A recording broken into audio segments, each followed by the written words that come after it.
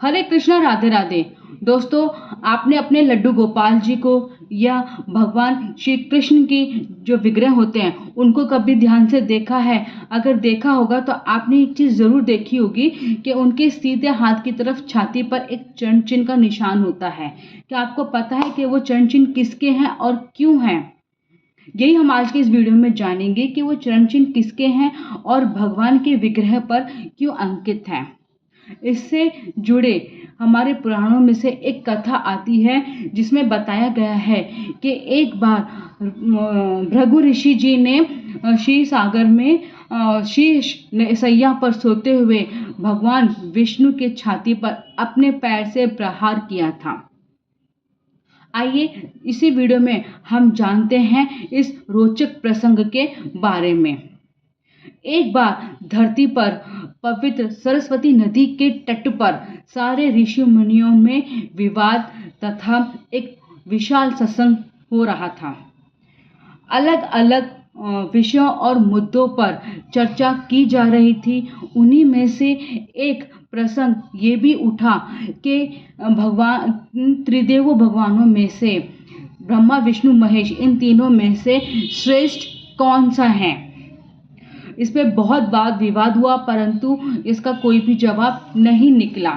तब सभी ऋषियों ने, जो ऋषि मुनियों में सबसे श्रेष्ठ थे भृगु ऋषि, उनको ये जिम्मेदारी दी गई कि वे पता करें कि त्रिदेवों में से सबसे श्रेष्ठ देव कौन से हैं।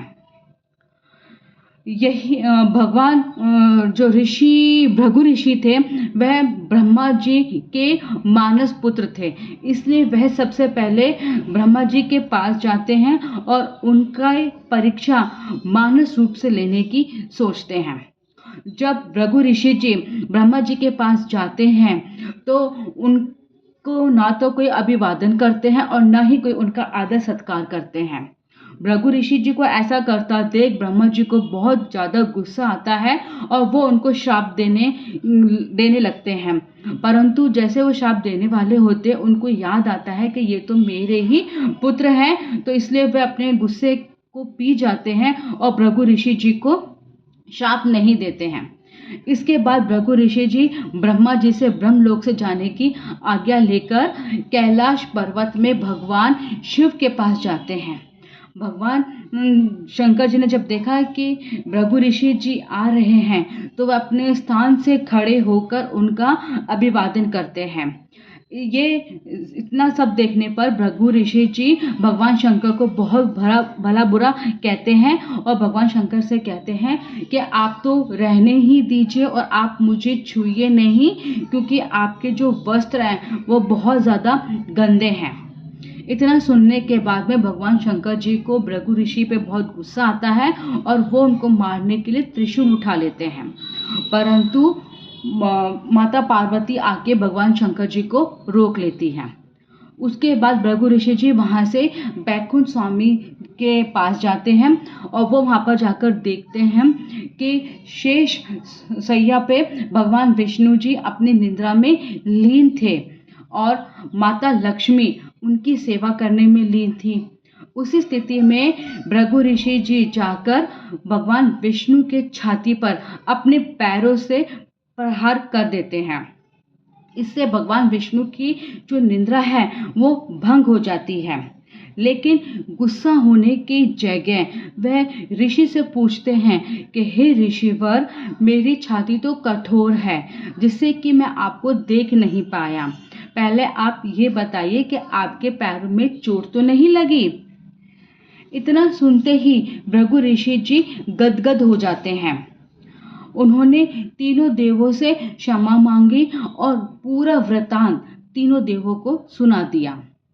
इसके बाद यह निर्णय लिया गया कि तीनों देवों में से सबसे श्रेष्ठ भगवान विष्णु जी हैं। वहीं भृगु ऋषि द्वारा मारी गई लात का निशान भगवान विष्णु की छाती पर पड़ गया और वही निशान हमको गोपाल जी और भगवान श्री कृष्ण का जो विग्रह है उन पे हमें दिखाई देता है। इसी के साथ अगर आपने कभी अपने विग्रह के चरणों के नीचे देखे होंगे तो वहाँ पर भी आपको कोई ना कोई चिन्ह ज़रूर मिल जाएगा।